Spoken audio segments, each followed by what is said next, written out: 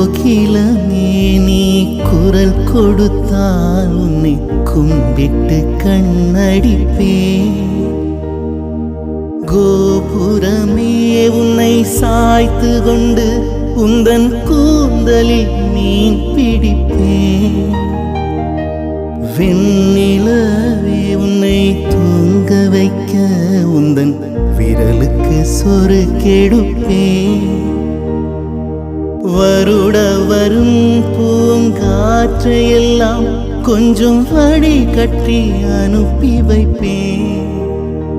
என் காதலின்